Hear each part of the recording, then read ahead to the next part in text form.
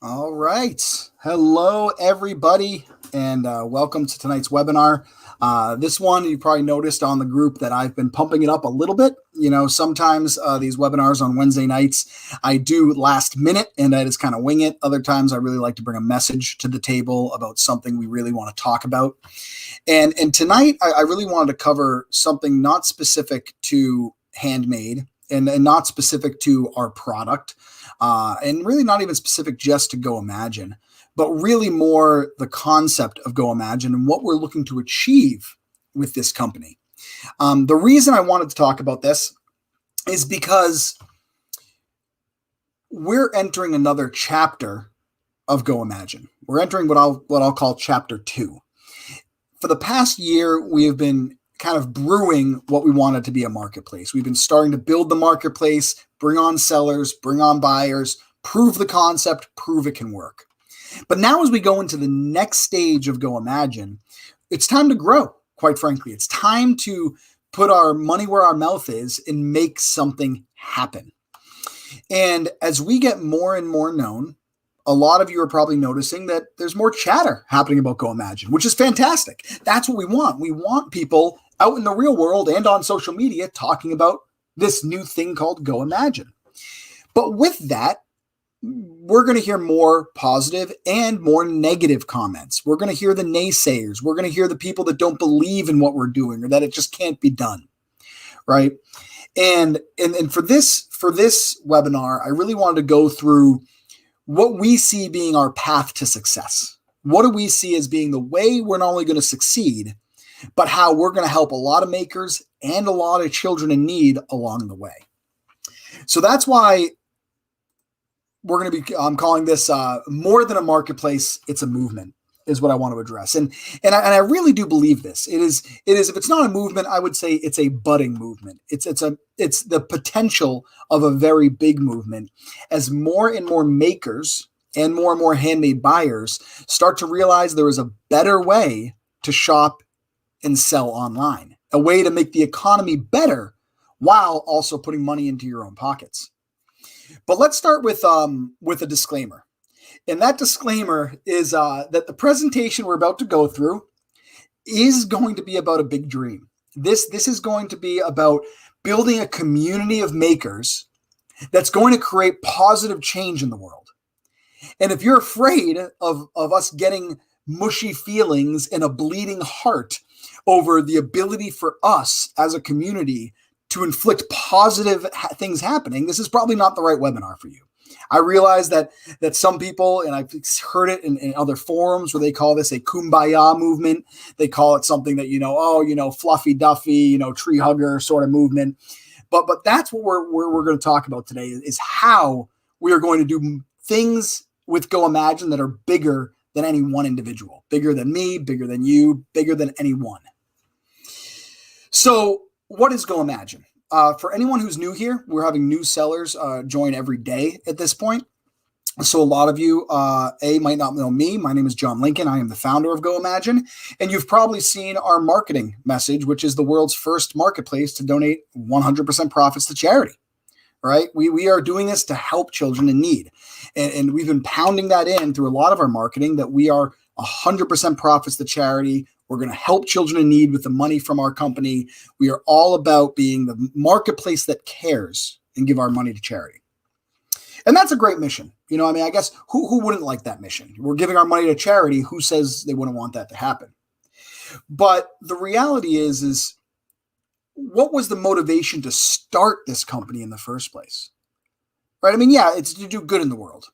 But when I look back at the past few years of when we started thinking about this concept and why we wanted to start a marketplace that donated profits to charity, it really went further back into what everyone now knows as income inequality. And the issue happening right now in the country with income inequality becoming a bigger issue, with the fact that the rich get richer and the poor get poorer, and it's only happening at a more exponential rate. Now, if you can indulge me right now, there's a quick video I want to show. It's a video that I've shared in the past. It's been a while since I've shared it. At one point, we had it on our website. So some of you might have seen this video. I think a lot of you have not. It's a 5-6 minute video, but I'd like us all to watch it together. And after we watch the video, we can expound more about what you're about to see. But let me go ahead and start this. Chart I saw recently. Let's see how I can figure out how to start it. All right, here we go. There's a chart I saw recently that I can't get out of my head. A Harvard business professor and economist asked more than 5,000 Americans how they thought wealth was distributed in the United States. This is what they said they thought it was.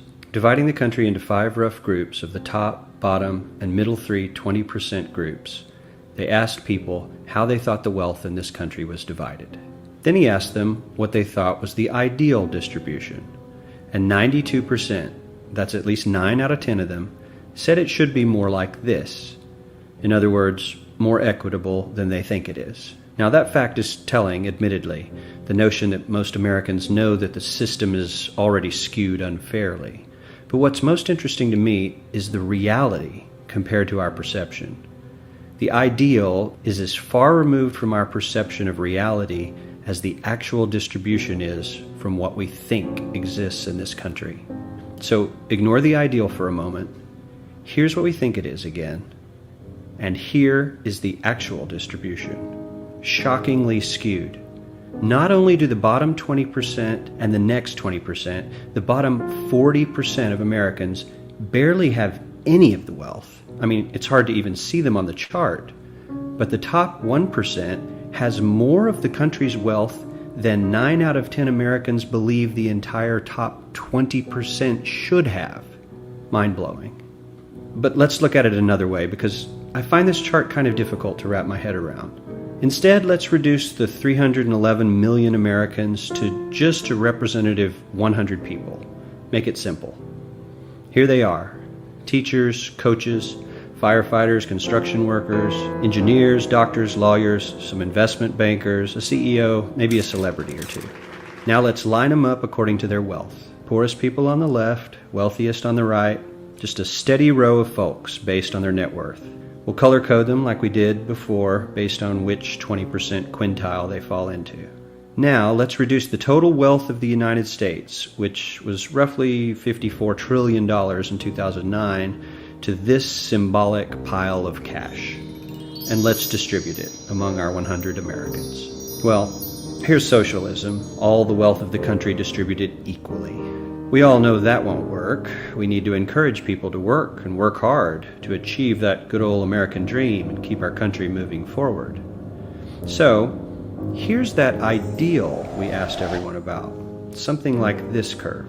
This isn't too bad. We've got some incentive, as the wealthiest folks are now about 10 to 20 times better off than the poorest Americans. But hey, even the poor folks aren't actually poor, since the poverty line has stayed almost entirely off the chart. We have a super healthy middle class with a smooth transition into wealth. And yes, Republicans and Democrats alike chose this curve. 9 out of 10 people, 92%, said this was a nice, ideal distribution of America's wealth. But let's move on. This is what people think America's wealth distribution actually looks like. Not as equitable, clearly, but for me, even this still looks pretty great. Yes, the poorest 20 to 30% are starting to suffer quite a lot compared to the ideal, and the middle class is certainly struggling more than they were, while the rich and wealthy are making roughly 100 times that of the poorest Americans, and about 10 times that of the still healthy middle class. Sadly, this isn't even close to the reality. Here is the actual distribution of wealth in America. The poorest Americans don't even register. They're down to pocket change, and the middle class is barely distinguishable from the poor. In fact, even the rich between the top 10 and 20 percentile are worse off. Only the top 10% are better off. And how much better off? So much better off that the top 2 to 5% are actually off the chart at this scale.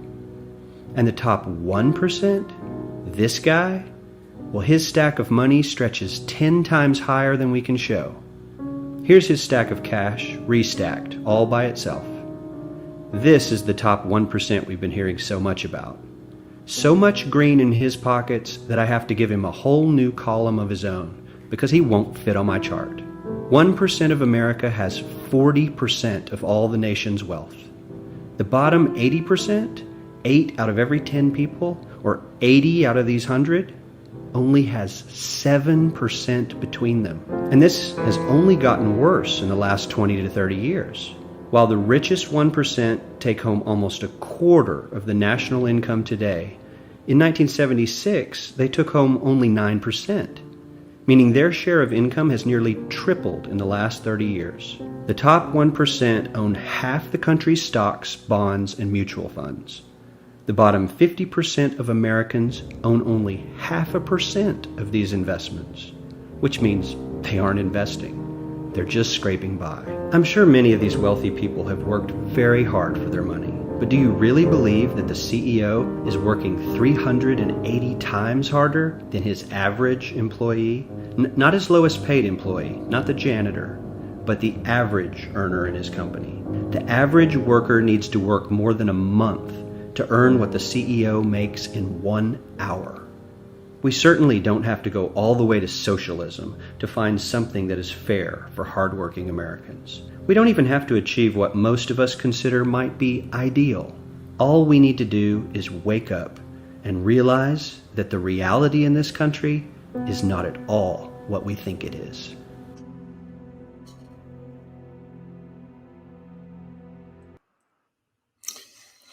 All right. So that was pretty heavy. I wanted to share it. It's something that I saw a long time ago. It came out, I want to say, 8 years ago or something like that. And the reality is income inequality has actually gotten worse since that video was first produced.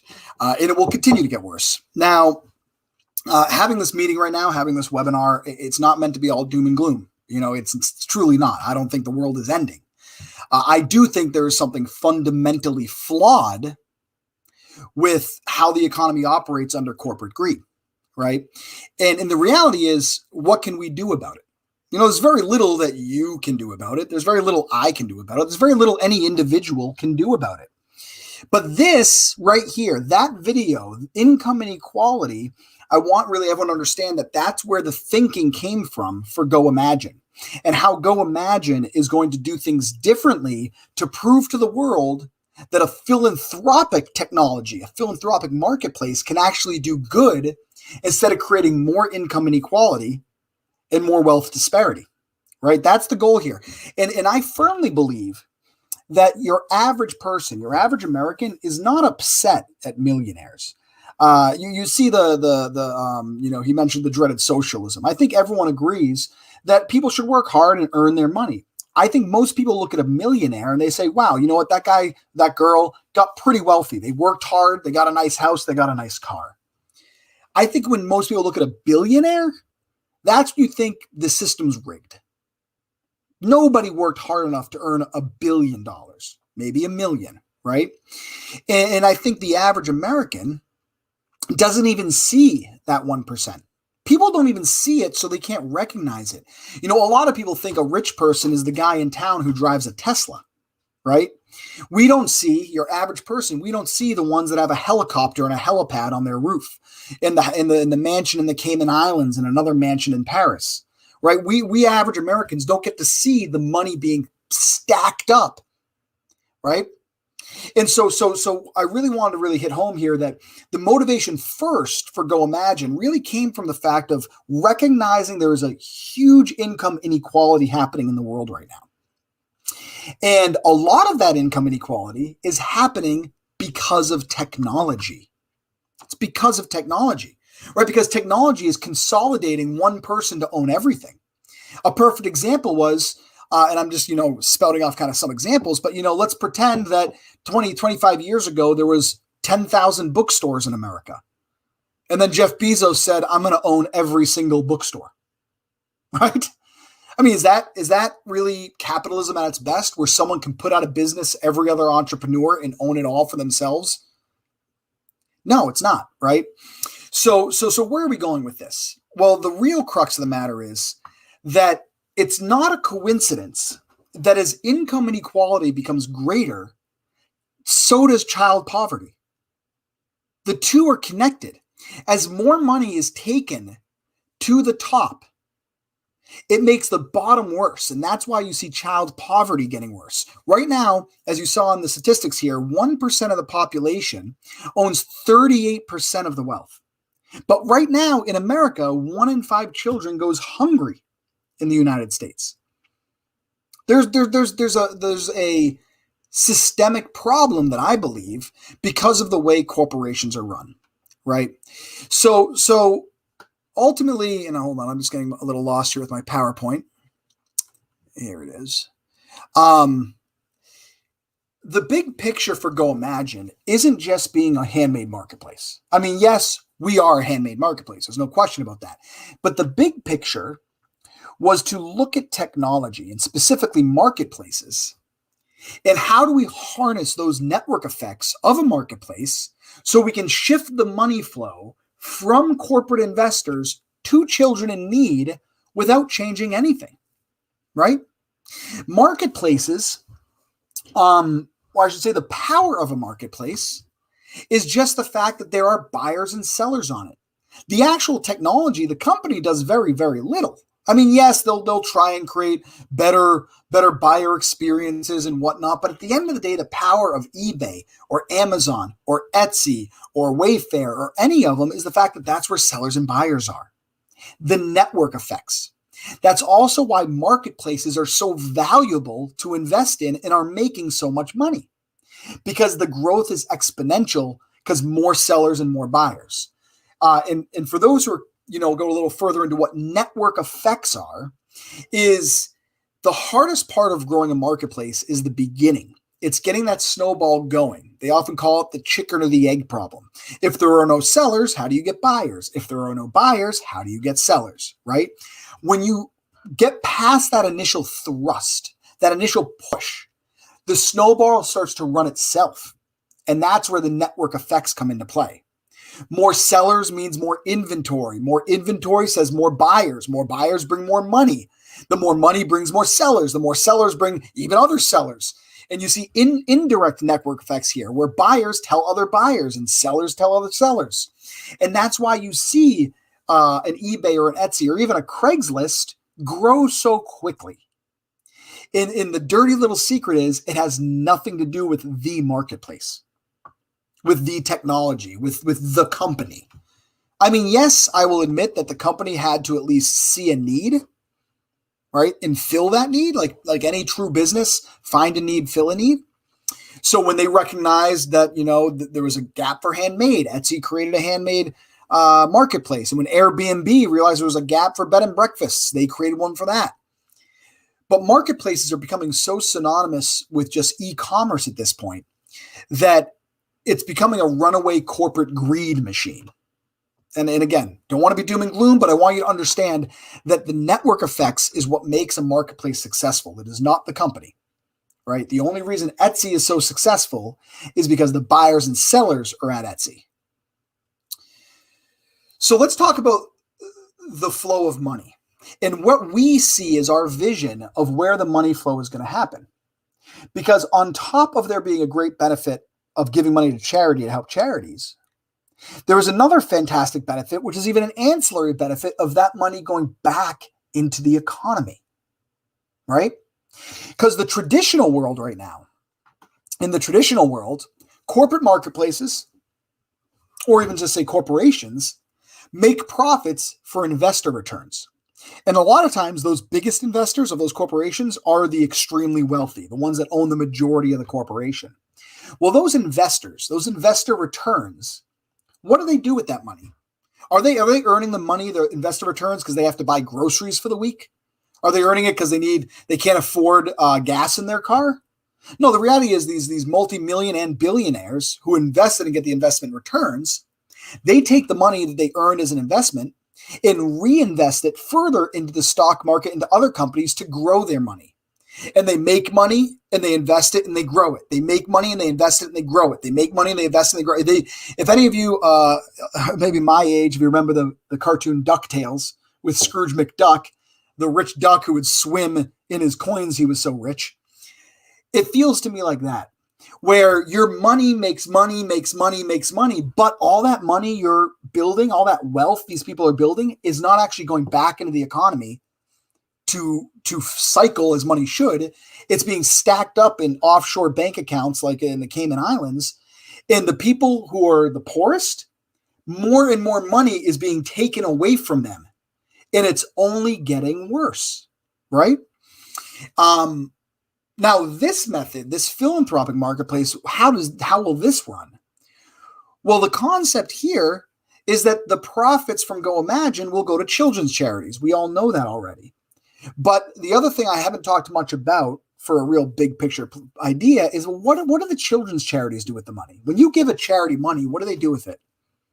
They're not investing and stacking it up in an offshore bank account. They're creating economic activity out of it.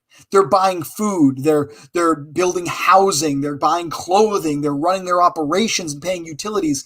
A charity takes that money, not only does good with the money, but that by doing good, they're now spending the money back into the economy, which cycles the money back through the economy as it should always be. Dollars, cash is finite. Right? In theory, I know the government could print more, but the reality is cash is finite. And if people keep taking money and just stacking it away in an offshore account, you're just taking money out of the country and taking money out of the people instead of cycling it to run the country. So the concept here is that not only are we giving money to charity, but we're also cycling it back into the economy to spark more economic activity, which combats the income inequality. Now, there's only so much one marketplace can do, but I do believe that by creating a marketplace like this, we are proving to the world that it can happen, and we will inspire others to do the same. And I have no doubt that when we're successful, and we've created the Handmade marketplace that helps charity, that others will create the Airbnb, the Upwork, the eBay, you name it, other marketplaces that do the same thing. All right, so that was a long-winded way of me really highlighting why we started this company. We started it because we think a lot of good in the world can happen with this business model. And we're introducing this business model through a handmade marketplace, right? We believe that makers, that handmade artists are the right people to get behind and launch a cause and a mission just like this. Right? I believe that the makers I've met have big hearts. I believe the makers I've met have a sense of wanting to do good while also make money with their art. Right? So that's why with a handmade marketplace, I think this is the perfect niche. This is the perfect area to prove the concept. And once it's proven, watch it flourish in other areas. So anyway, how do we win? How does this become successful? Because there's no doubt that there are hurdles to jump. And one of the biggest hurdle is the fact that we at GoImagine will not take institutional funds. We will never take investor money from venture capitalists or private equity or ever go, we're never going to go public, right? We are going to focus on our core mission, which is to help children in need with our profits. That also creates a challenge. That challenge is the fact that we're not going to bring in a $10 million venture fund in 3 years and just pour gas on the fire to grow.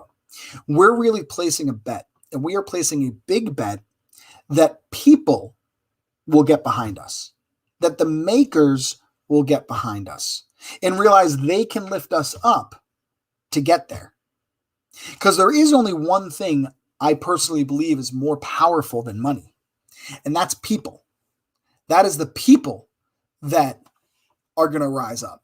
And so we have to find that tribe, find those people that recognize we have an opportunity to do something better, right?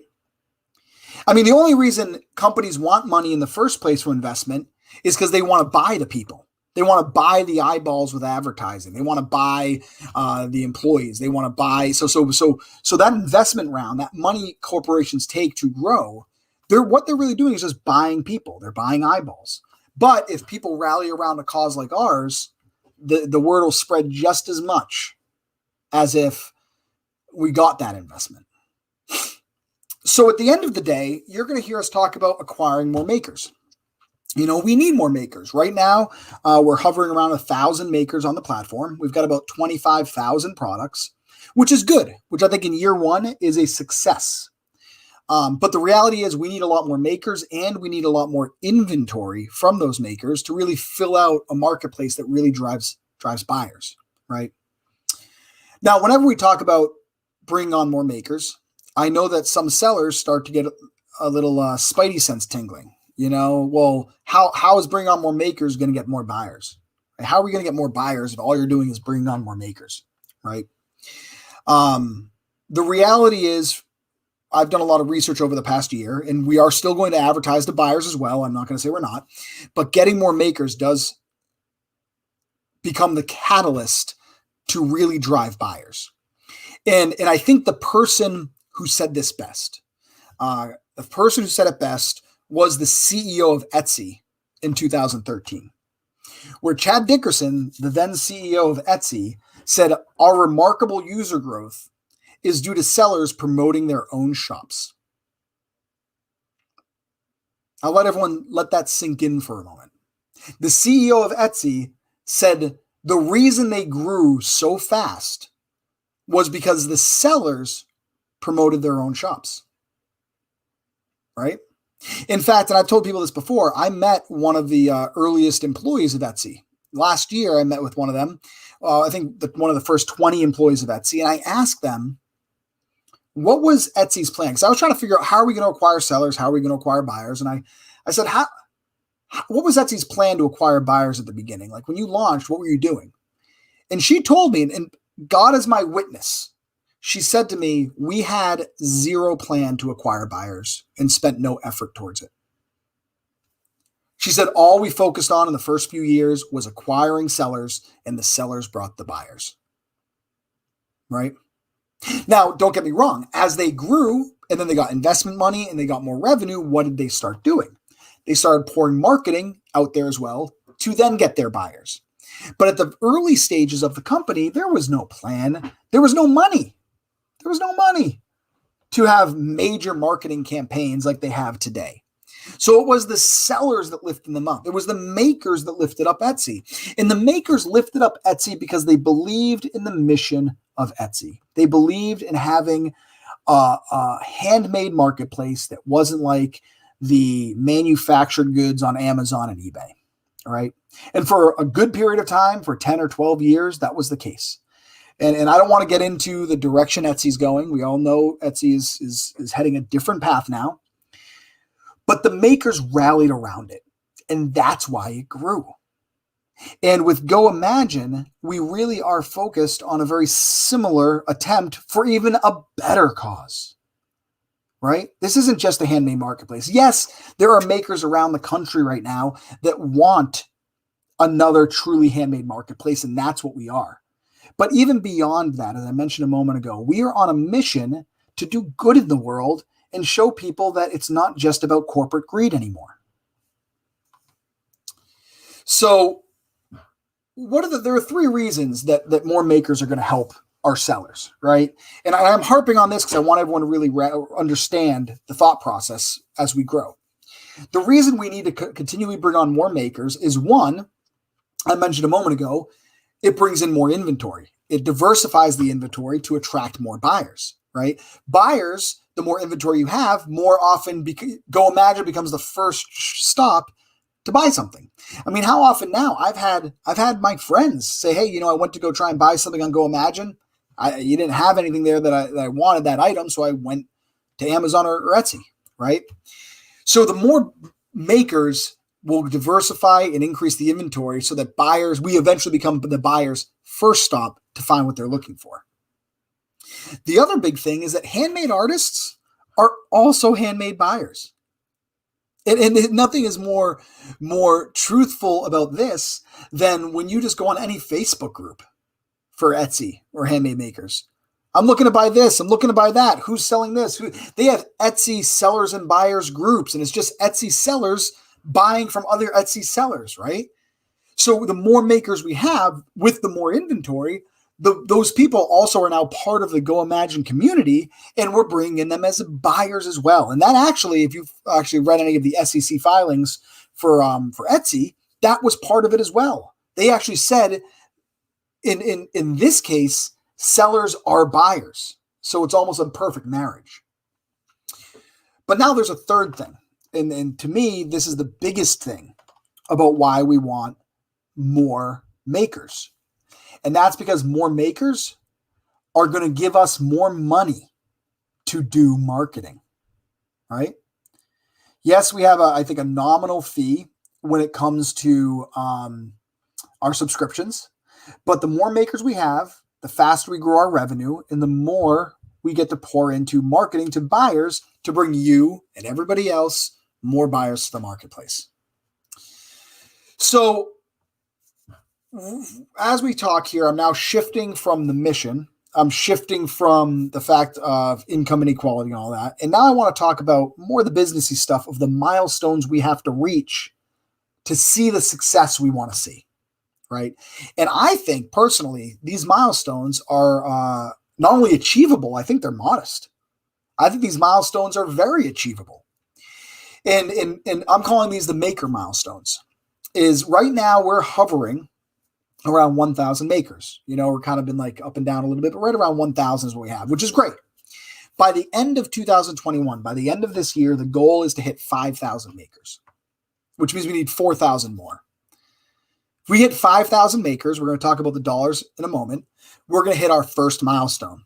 Actually, I should say probably our second or third milestone. The first was even getting off the ground, but it's going to be our next milestone, I'll call it, is 5,000 makers.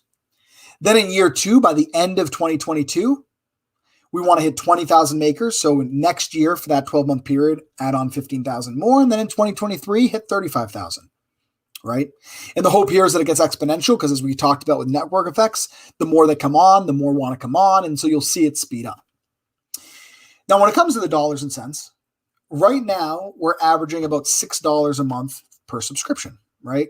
A lot of makers are doing our starter and growth plan, which is $2.50 or $5.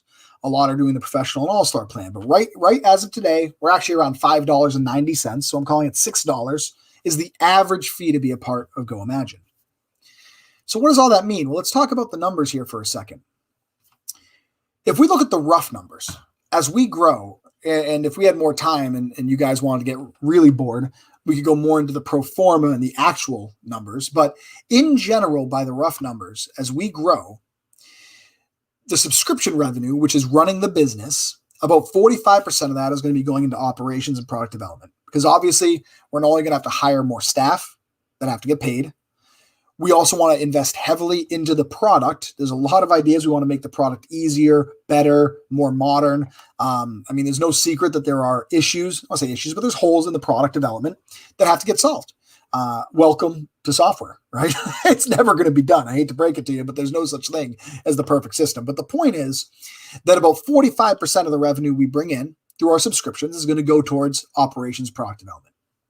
Roughly about 40 other percent of that is going to go to marketing and advertising. So think of it this way. For every $6 subscription, what is that? About $2 is going to go towards ads. Again, very rough numbers because there's a lot more into this. But on average, you're talking 40% of the money we bring in goes to directly to try and attract buyers. And then, assuming we hit our numbers, the hope here is that 15% is going to go right to charity. All right, consider that the profit margin on the subscriptions, 15. Because we hope to make above and beyond it so we can donate.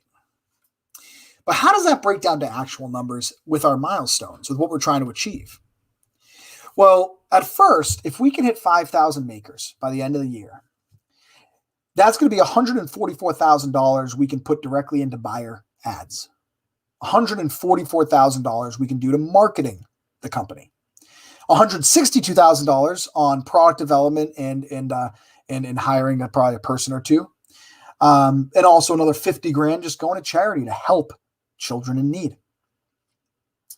While I talk about this, I should mention that right now the entire goimagine team is a volunteer team getting this company off the ground. We all, Steph, me, we all hope to be full-time employees of it someday so we can, make a modest salary to actually live our lives. But right now it's a lot of sweat equity and hustle to get this off the ground. But eventually we are going to have to hire people. So that's at 5,000 makers. 5,000 is not a lot of makers. But to think that we could put $144,000 into marketing at 5,000 makers, I think that's pretty impressive. But then if we can hit 20,000 by the end of next year, that number goes 10 times. By the end of next year, we'll be putting over $500,000 into marketing and advertising to bring in buyers.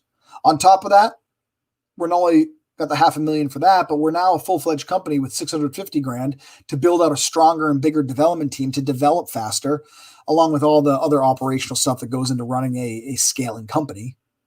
Oh, and by the way, our charity donations go up to over $200,000 in 2022 if we hit 20,000 makers. And then if we can hit 35,000 makers 1 year after that, we're talking 36 months from today, we will be doing over $1 million a year in marketing and advertising to drive sellers, more buyers. We'll have over $1 million to continue scaling the operations for product development and running the company.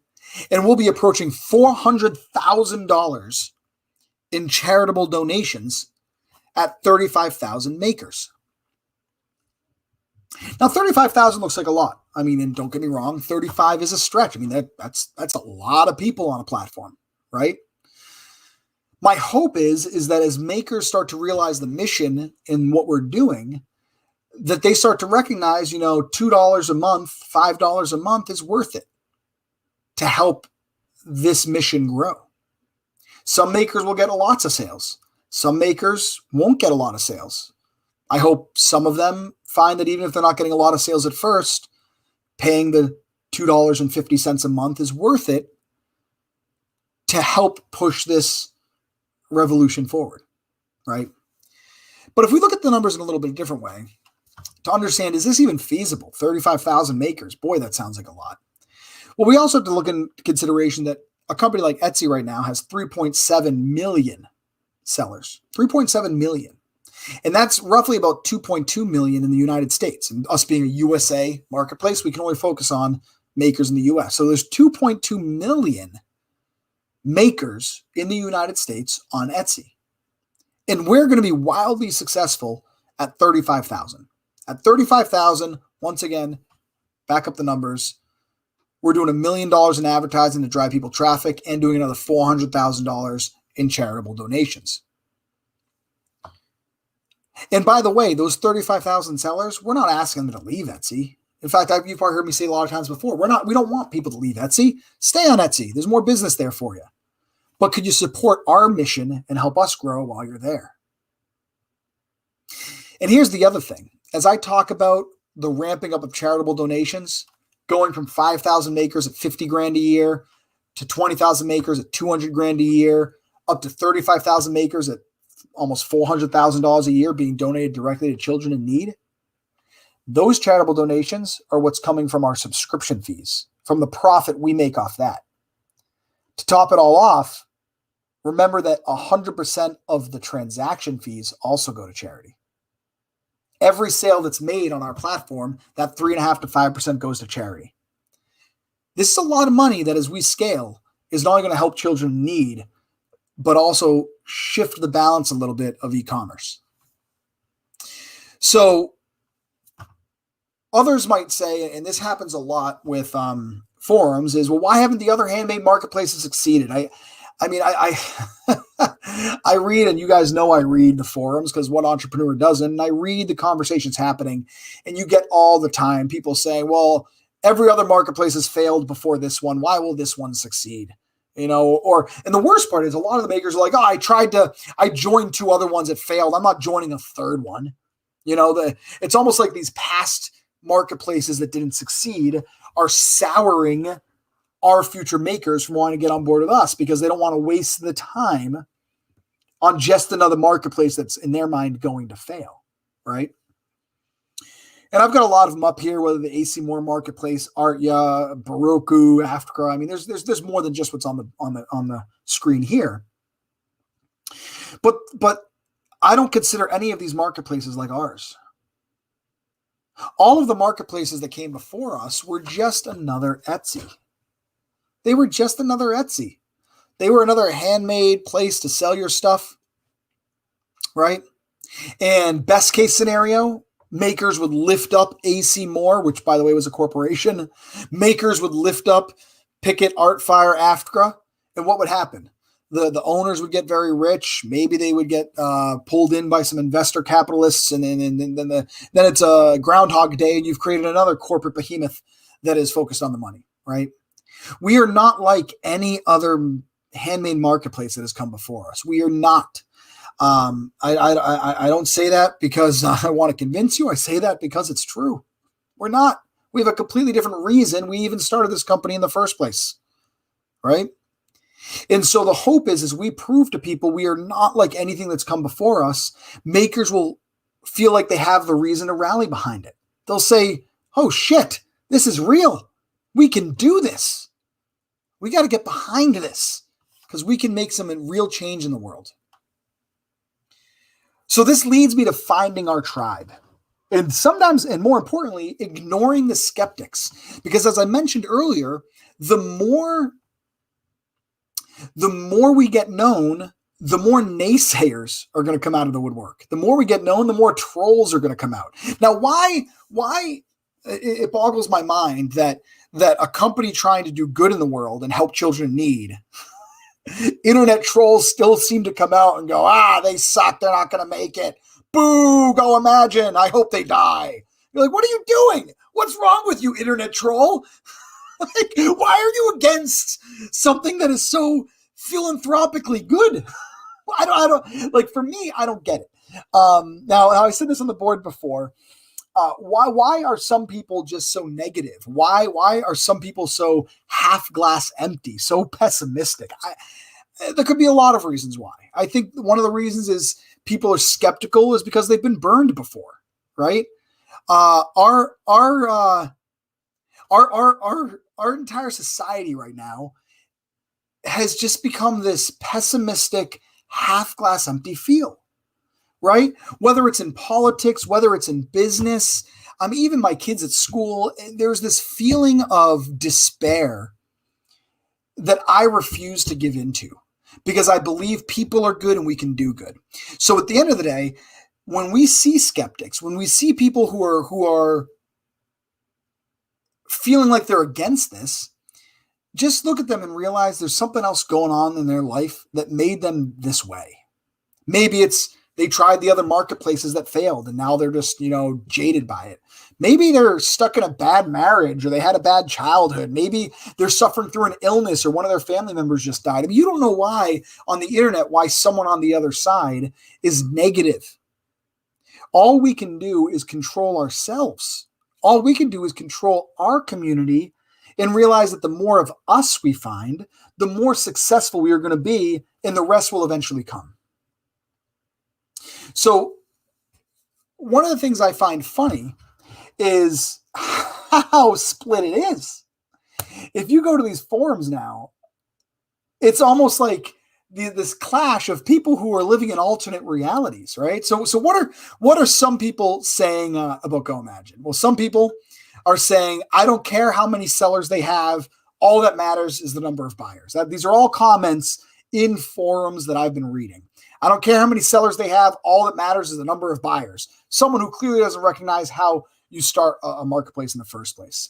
There have been dozens of Etsy wannabes over the years. In the early years, I joined many of them. It was a lot of work, all wasted, few if any sales. There's no rush to join new sites. Wait and see if they become established or if they fade away like all the others. That's a sentiment that is very, very strange to me. There's no rush to join new sites. Wait to see if they become established. What? That's like saying, if there's a restaurant that opens in town, nobody go to the restaurant. Wait a year and see if they get established. Well, if nobody goes to it, how the hell are they going to become established? So anyway, other comments. I'm waiting to see if it gets any better. Then I might think about moving stuff there. And another comment, I'm afraid that this site will be one another site which will be disappeared not too long from now. Now, I get a chuckle over a lot of these. I get a little angst over them. The one thing, and I think this might be our messaging has to get better, is I often hear in these handmade forums People say, hey, what other handmade marketplaces are there? Oh, have you heard of GoImagine? Oh, they're just another one. None of them are like, holy shit, they're donating their profits to charity. None of these people are really recognizing, oh my God, is that real? Are they doing that? Yeah, we are. We're doing something completely different. But it's because they're so tunnel vision. They're so narrow-minded on what their needs are. And you know, everybody has to be focused on their own needs. I get it. I mean, again, who knows? Maybe some of these people are having trouble paying their mortgage or paying rent, and they don't have the luxury of helping a new marketplace grow, and that's perfectly fine, right? I do recognize we are not going to be a good fit for everybody right now. Like I said, some might be just so focused on making the money they need to make to live, they can't join and spend time in a marketplace they're not making money. That's fine. Again, we need 35,000, not 3 million. The other ones will come, right? But what else are people saying? Same forums, same posts. We're seeing comments like, to me, it's about their mission to give back that makes it worth pursuing. Other things are Etsy didn't have much traffic when it first started. It took dedicated sellers to help grow the platform. This person, whoever wrote that, knows what they're talking about. The fact that the corporate profits are donated to a homeless children's charity makes everything worth it. And I wish thousands of Etsy sellers would also open a GoImagine and give a good boost. That's how it works. These are the same forum posts or same threads, different people having such different views of the same company. Right? I mean, that's wild. That's crazy to think of how opposite it is. It almost feels like right now there's no middle lane. It's like either people love GoImagine in the concept or people are like, screw it, it's terrible. Right? Again, that's fine. You can't win over everybody. This year, we got to get to 5,000. We don't need 1 million. We don't need 20,000. This year, we got to get to 5. But at the end of the day, what I am finding is a lot of the naysayers, a lot of the people who are glass half empty, are creating their own self-fulfilling prophecy. And even worse to me is they are encouraging other sellers and makers to fulfill that same prophecy. Because every time one of these naysayers in the board says, don't try it, they're going to be gone, they're not going to make it, it makes other makers who might have considered joining us think twice about it. Right?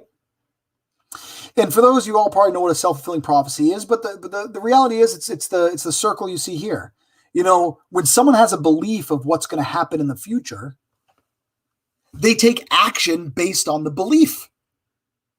And because they took action on that belief, the results of those actions confirm the belief.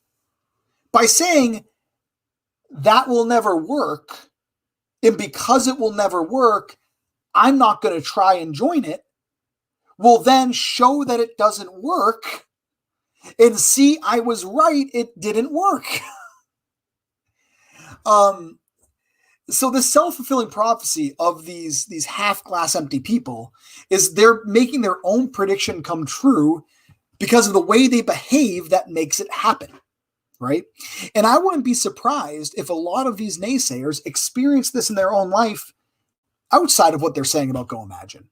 With their job, with their family, with just the idea of when they get into the car is going to break down today. And sure enough, it broke down. It's almost like their thoughts made their car break down because they literally are willing bad things to happen. The self-fulfilling prophecy is something you cannot give into, because if you give into it, you are the reason it failed in the first place.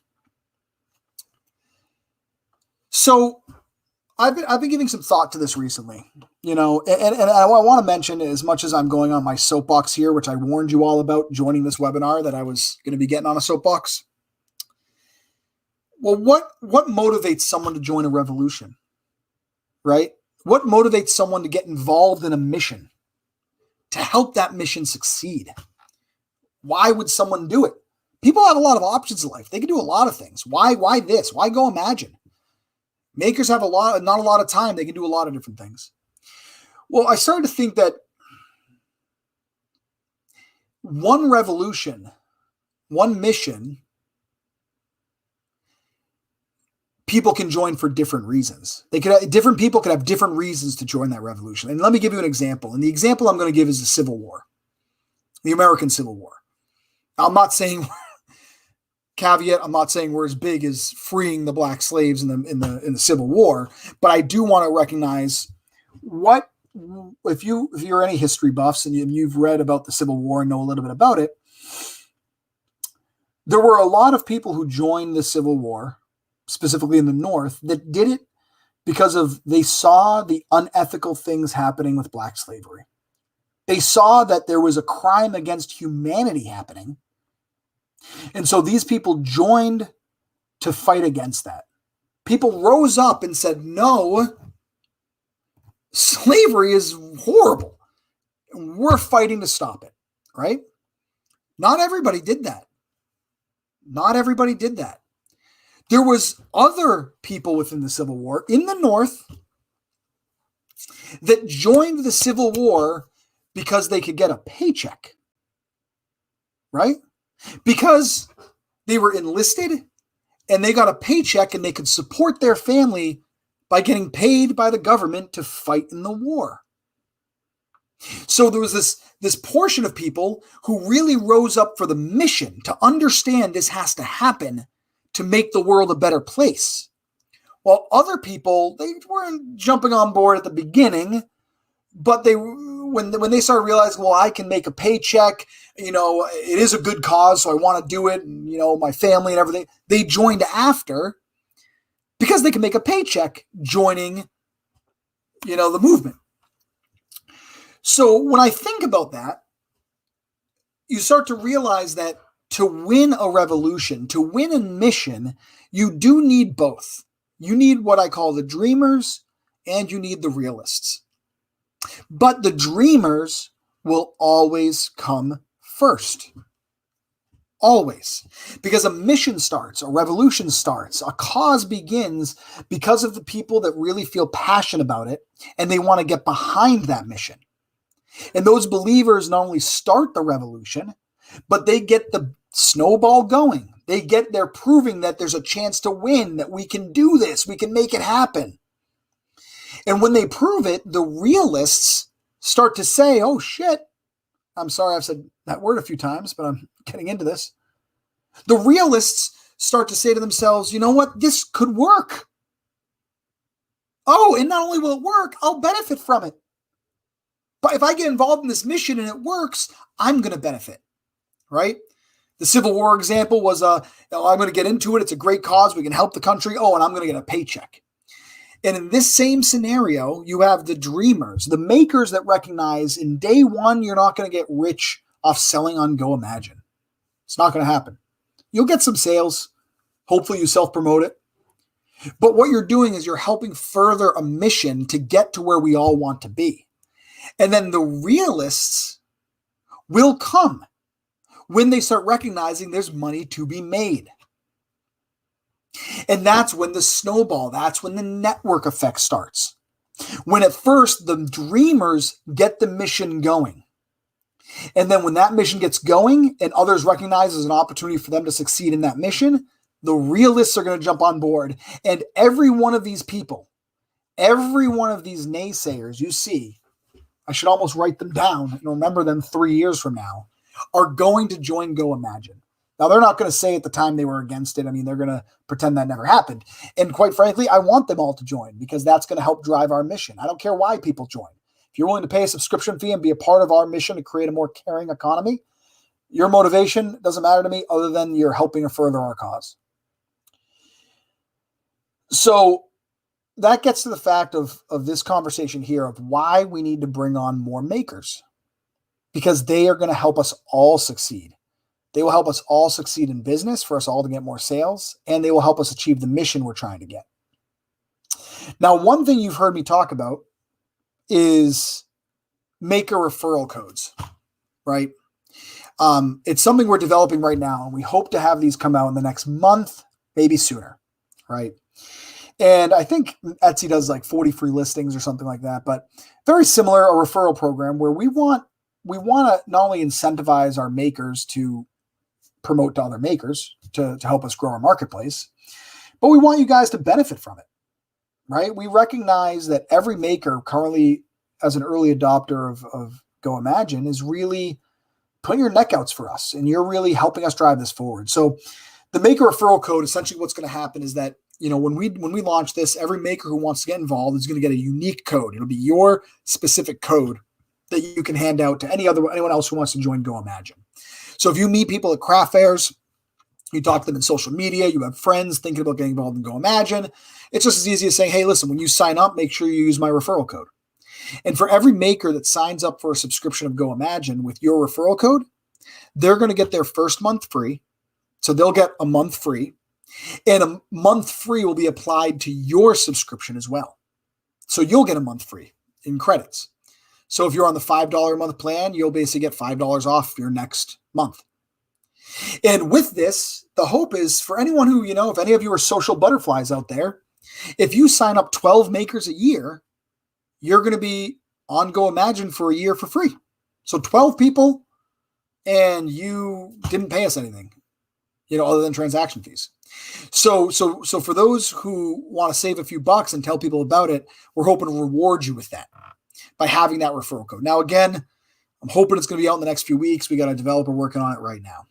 So that's where I'm hoping that we can give a benefit to our makers beyond, part of me, bleeding heart over here, part of me hopes that you all want to tell the world about it and get people to sign up because you understand the mission and how more makers are going to benefit you in the long run. But on top of helping children in need and fighting income inequality and bringing more makers to bring more buyers and more money for you to have more sales, we hope we pack on to that, hey, and you'll get free months of service, free months of membership if you get them to sign up. So this was a long webinar. We're going on about an hour to really get across to those who are new and for those of you who've been here for a while, really why we started this company in the first place, what our true mission is, what our path to success is, and how you can help, right? And I know everyone who's even on this webinar, you're already helping by being here. So this is the $1 million question for the night. This truly is the question that matters. Can we find 4,000 more makers by the end of the year that will join us? We're at about 1,000 right now. Can we find, and you know what, when we hit that, we'll be having a conversation next January about getting 15,000 more. But with any company, you want to chip away at certain milestones. You want to have a target to hit, right? And in this 4,000 makers, if we can find them, if we can find the dreamers that want to get behind this mission with us, is going to propel us to the next level. Obviously, you see I have a picture of John Lennon here. When we were thinking about the name of the company, goimagine, and I know a lot of you have been here before. When you're starting a new company, you have to think of a name for the company. And a name is hard to think of, right? It's going to stick with you for a long time. We came up with goimagine for a few reasons. One is I love the song Imagine by John Lennon, right? Really resonating with the idea that we can create a better world. That if we work together and if the dreamers come together, we can do this. Another reason I like the word imagine is because everybody who's a maker on our site is a creator, is an artist. You are imagining what you're building, what you're creating. All of your art, all of your handmade goods, you're creating with your imagination. So goimagine is really meant to incite action for all of us to go imagine. Go imagine a better world. Go imagine the products you create. Imagine what we can do if we rally together. So we're coming up on the hour. I hope this was good for everybody. I go on these diatribes occasionally because I really want to get the message out there. Clearly, I'm passionate about it. But I have all the faith in the world we can do it. If makers band together if makers come together in recognition that we can create a better economy and a better marketplace, it's going to happen. And it's already started. So thank you, everyone, for joining me tonight. 4,000 is the number from now until the end of the year. So love for you to tell people about it and keep an eye out for the referral codes. I know that's also going to be a huge benefit for all of you. Thank you for everything you do and in believing in this mission. And I will see you on the internet. Have a good night, everybody. Bye.